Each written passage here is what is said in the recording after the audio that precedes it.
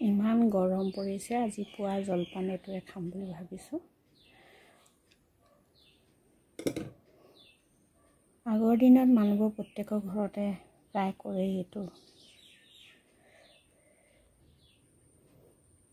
এইটো চিয়াল হয়। ইয়াৰ গুটিবোৰ আগতে আমি সৰুতে দেখো কেঁচা ঘৰৰ বেৰত লগাই থয় আৰু যেতিয়া খেতিটো সময় হয় তেতিয়া গুটিবোৰ পুলি ওলাবলৈ মাটিত পুতি দিয়ে। এইবোৰ তিয়হ গুটিৰ নিচিনা হয় গুটিখিনি। আগতে গাঁৱৰ প্ৰায় মানুহে এইবোৰ খেতি কৰে, ৰাতিপুৱা জলপান হিচাপে খাব পাৰে। গাখীৰ লগত চেনি গুড় দি খাব পাৰি আৰু এই বহুত ঠাণ্ডা হয় বস্তু, গৰমত এই পেটৰ কাৰণে ভাল হয়।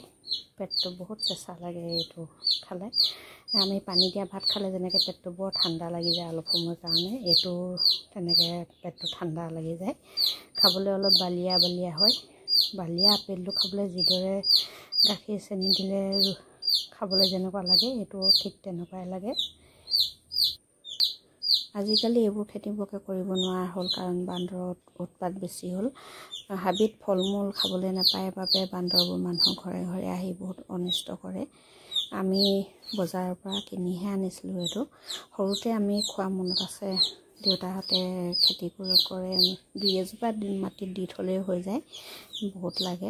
আৰু এইটো মই সেইদিনা আনোতে কেঁচা আছিলে, সেইটো কাৰণে এটাই আনিলোঁ। কেঁচাটো কেনেকুৱা হয় নাজানো, পিছত পকিলে সেইটো কাৰণে এটা আনিলোঁ। এতিয়া ভাবিছোঁ আৰু এটা লৈ অহা হ'লে ভাল আছিলে।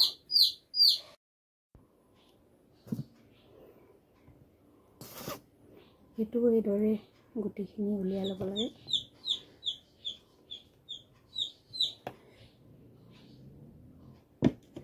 তাৰপিছত এনেকৈ কৰিলে বাকলিটো এইদৰে এৰি যায়, পকা হ'লে এইদৰে এৰি যায়।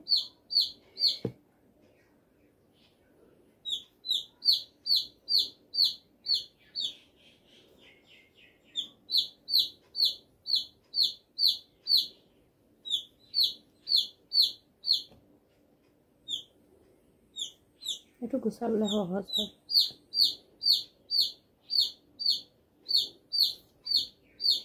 গৰম দিনত পেটৰ কাৰণে বহুত ভাল হয়, গাখীৰ চেনি গুড় দি। আৰু এইটো খালে পেটটো ভৰে আৰু লগতে পেটটো বহুত ঠাণ্ডা।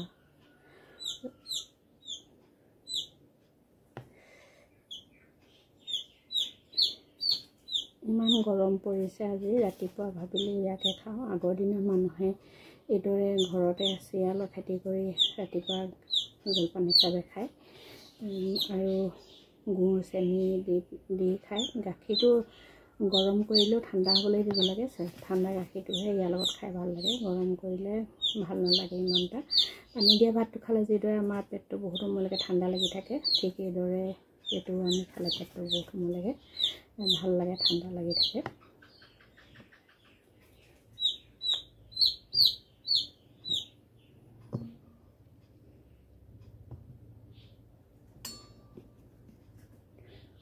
গুটিখিনি এইদৰে এৰুৱাই কেঁচা ঘৰৰ বেৰত আগতে লিপি থোৱা দেখিছিলোঁ, তেতিয়া অনিষ্ট নহয় এইখিনি ভালদৰে। আকৌ যেতিয়া চিয়ালৰ ছিজন হয় তেতিয়া এইটো মাটিত দি থ'লে পুলি হৈ যায়।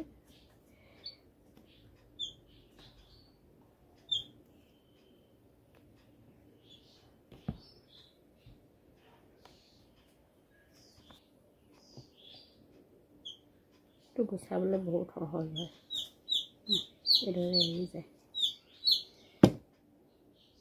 কাগজ খিলাৰ দৰে এৰি যায় বাকলিখিনি,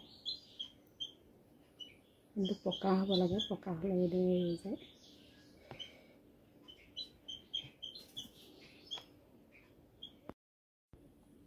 কিন্তু গাখীৰখিনি ঠাণ্ডা গাখীৰ দিব, তেতিয়াহে খাবলৈ বেছি ভাল পাব।